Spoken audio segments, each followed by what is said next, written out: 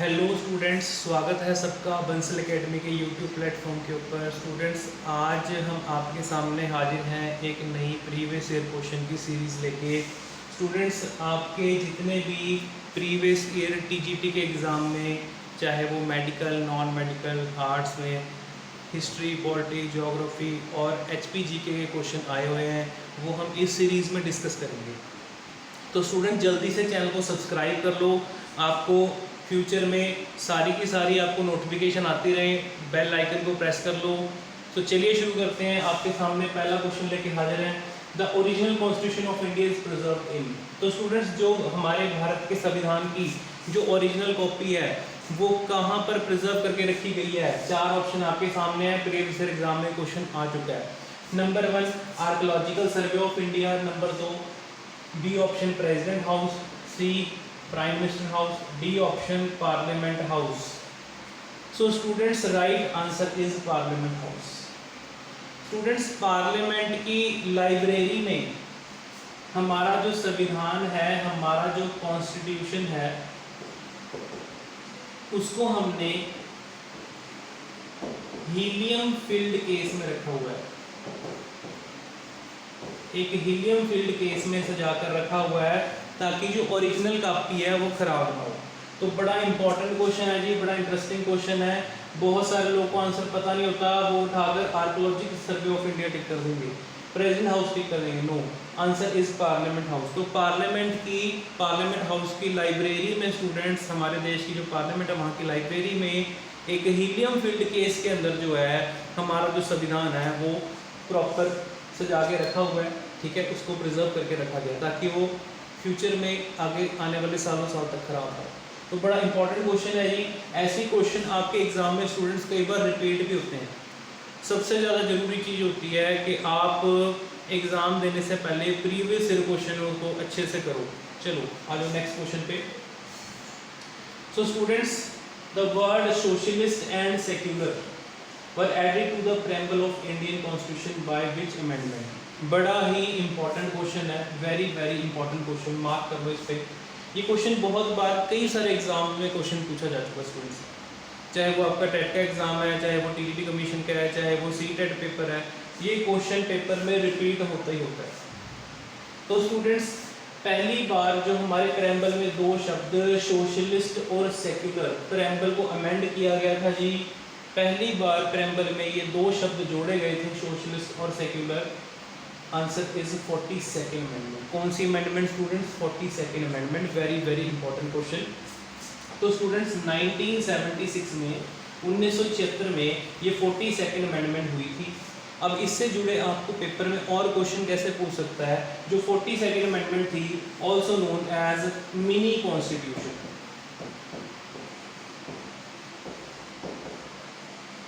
Also known as mini constitution, इसको mini constitution के नाम से भी जाना जाता है।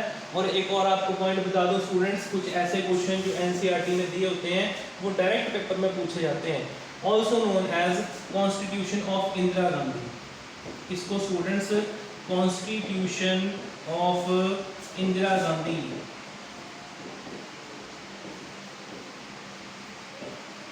इस नाम से भी जाना जाता है। वेरी इंपॉर्टेंट क्वेश्चन, पेपर में पूछा जाएगा, किसी और फॉर्मेट में एग्जामिनर आपको इसको पूछ सकता है। 42nd अमेंडमेंट स्टूडेंट्स जो हुई थी उस समय पे ऐसा कहा जाता है कि हमारे देश के प्राइम मिनिस्टर श्रीमती इंदिरा गांधी जी के द्वारा इसमें काफ़ी सारे चेंजेस किए गए थे।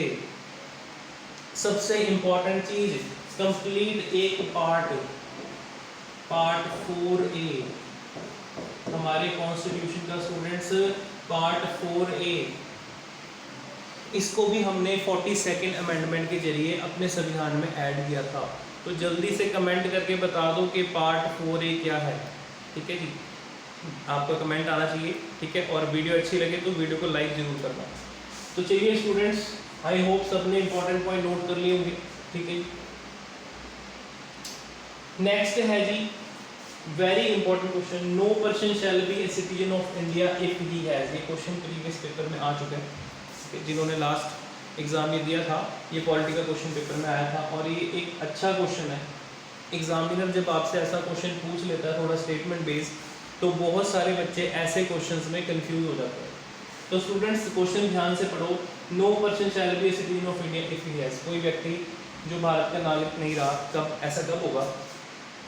Voluntary acquire citizenship of another country, accepted employment in another country, being convicted by a foreign country of law, lived in a foreign country for more than 5 years। किसी व्यक्ति को, ठीक है, किसी दूसरे देश की ज़मीन पे 5 साल से ज़्यादा रहते होंगे, क्या ये ऑप्शन सही है? बहुत सारे लोग कहेंगे हाँ, जो पर्सन को 5 साल से ज़्यादा होगा वहाँ रहते, ठीक है, तो उस पर्सन को, उस बंदे को जो है वहाँ की नागरिकता मिलेगी।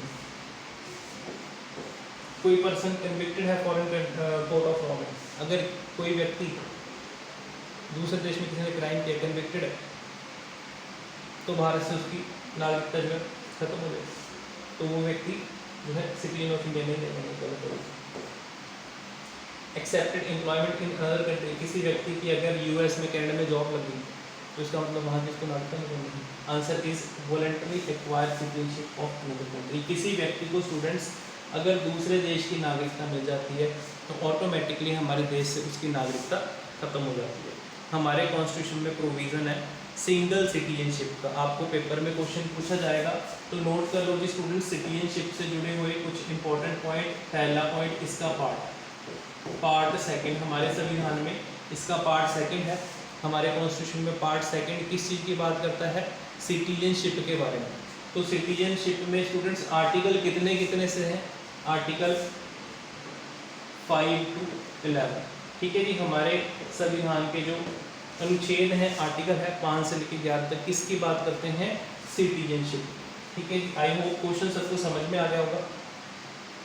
बढ़िया लेवल का क्वेश्चन था। एग्जाम में जब आपसे क्वेश्चन पूछे तो ऐसे क्वेश्चन पूछिए। आगे students, which of the following writ is out to get an order of an authority quash. तो ये एक बढ़िया क्वेश्चन है जी। यहाँ पर आपको 4 रिट दे दिए, हेबस कॉर्पस, मैंडामस, सर्टोररी एंड क्यो ग्रांडो। तो 4 आपको जो ये रिट्स दे रखी हैं, अगर आपको ये डिटेल में पढ़ी हुई हैं, आपको ये समझ आती हैं स्टूडेंट्स, तभी आप अपना राइट आंसर कर सकते हो। बहुत सारे इसका आंसर मैंडामस टिक कर देंगे, बहुत सारे क्यो ग्रांडो टिक कर देंगे। गलत आंसर मतलब 85% लोग, 85% लोग गलत आंसर टिक करेंगे। तो स्टूडेंट्स राइट आंसर है सर्टियोररी, टू बी सर्टिफाइड। क्वेश्चन क्या कह रहा है? कौन सी रिट है जो आपको, ठीक है, shout to get an order of an authority quash. तो स्टूडेंट्स क्वाशी जुडिशियल, जो कहने का मतलब है कि जो आपकी कोर्ट्स होती हैं, तो हायर कोर्ट्स के द्वारा लोअर कोर्ट्स को ऑर्डर दिया जाता है कि आप अपना काम सर्टिफाइड तरीके से करो, सही तरीके से करो। That is a authority of quash, that is your certiorari. कौन सी रिट है? क्योंकि स्टूडेंट्स हमारे देश की कोर्ट्स में बहुत सारे केसेस पेंडिंग पड़े हुए हैं, तो इस केस में कई बार ये जितनी की जितनी रिट्स हैं ये सारी की सारी कोर्ट इशू करता है, तो हायर कोर्ट जो है लोअर कोर्ट को ये ऑर्डर जारी कर सकता है। That is certificate. और क्यों ग्रांटो का मतलब आपको पता होना चाहिए, व्हाट इज योर अथॉरिटी, आपके पास क्या अथॉरिटी है। जब आप देखते हैं कभी फॉर एग्जांपल कोई एग्ज़ाम हुआ, उस एग्ज़ाम में चीटिंग होगी, आप कोर्ट में रिट डाल दी, तो कोर्ट उस पेपर को रद्द करवाता है, उस पेपर का रिजल्ट रुकवा देता है। ये आप देखते हैं कि किसी जगह पर आपकी सिलेक्शन होनी चाहिए थी, आप ज़्यादा क्वालिफाइड थे, लेकिन कोई दूसरा बंदा गलत तरीके से सिलेक्ट हो गया, तो उस केस में भी स्टूडेंट्स आप ये क्यों ग्रांटो रिट डालते हैं। मैंडामस स्टूडेंट्स जो पब्लिक ऑर्डर जारी करना। Habeas corpus, you may have a body, ठीक है। अगर किसी पर्सन को डिटेन कर लिया, 24 घंटे से ज़्यादा हो गया, तो कोर्ट रिट इशू करती है, उस व्यक्ति को ढूंढ के लेकर। तो अगर पुलिस ने डिटेन किया तो पुलिस के ऊपर ये रिट डाल दी जाती है। तो ये एक फंडामेंटल राइट के स्टूडेंट्स आपके रिट्स हैं, ठीक है। तो ये रिट्स आपको पता होना चाहिए। एक और रिट रहेगी आपकी 5th writ, prohibition, to prohibit, ban कर देना। ड्रग्स, इंटॉक्सिक ड्रिंक्स, ये चीज़ें बैन है हमारे देश में। तो किसी भी चीज़ को बैन किया जा सकता है जो सोसाइटी के लिए, समाज के लिए खराब है, गलत है, ठीक है। तो ये चीज़ें आपको पता होनी चाहिए। नेक्स्ट आ जाइए आगे। Which article of Indian constitution ensure the directive principle of state policy can not enforce by any court of law. हाँ जी, very important question students.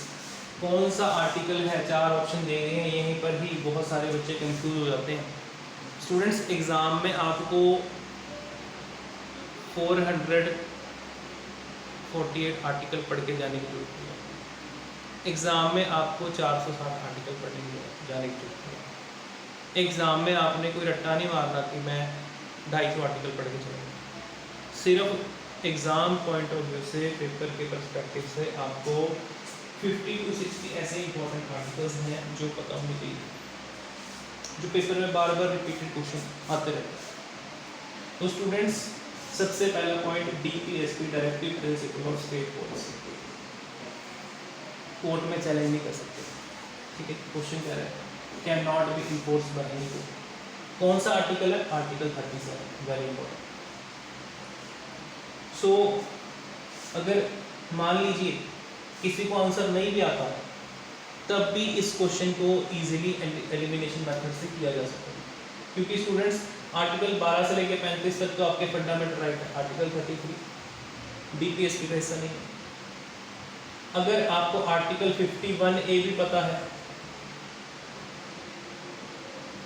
Fundamental duties का, तो 2 ऑप्शन तो एलिमिनेट हो गए। अब 2 ऑप्शन रहेगी जो DPSP की, आर्टिकल 37 और 41। और अगर आर्टिकल 41 भी पता है, थोड़ा बहुत आइडिया है, या सिंपल सी बात है कि भाई आर्टिकल 36 और 37 जिसमें डेफिनेशन ऑफ डायरेक्टिव प्रिंसिपल्स के बारे में बात की गई है, और आर्टिकल 37 कह रहा है कि भाई कि कोई भी जो स्टेट है वो स्टेट पॉलिसीज बनाती है अपने लोगों की भलाई के लिए, स्टेट की भलाई के लिए। स्टेट गवर्नमेंट अगर जॉब्स निकालती है तो स्टेट की भलाई के लिए, स्टेट गवर्नमेंट अगर पॉलिसी बनाती है स्टेट की भलाई के लिए, आर्टिकल 37। और इस चीज़ के लिए आप गवर्नमेंट के अगेंस्ट, स्टेट गवर्नमेंट के अगेंस्ट कोर्ट में नहीं जा सकते। तो ये चीज़ आपको पता होनी चाहिए स्टूडेंट्स। ऐसे क्वेश्चन पेपर में पूछे जाते हैं, ऐसे क्वेश्चन एग्जाम में पूछे जाते हैं आपको। तो आई होप ये आप सबको क्लियर हो गया होगा स्टूडेंट्स। जो भी चीज़ें आपको इन प्रीवियस ईयर क्वेश्चन के सीरीज़ में मिलेगी वो आपने अच्छे से नोट डाउन करनी है। ज़्यादा जानकारी के लिए आप नीचे दिए गए डिस्क्रिप्शन बॉक्स में जो हमारा कॉन्टैक्ट नंबर है, हमारी डिटेल है, वहाँ से आप फर्दर जानकारी ले सकते हैं। जो बच्चे हमसे जुड़ना चाहते हैं उन नंबर पर जाके संपर्क करें। तो आई होप वीडियो अच्छी लगी है तो वीडियो को जरूर लाइक करके जाएं। Thank you.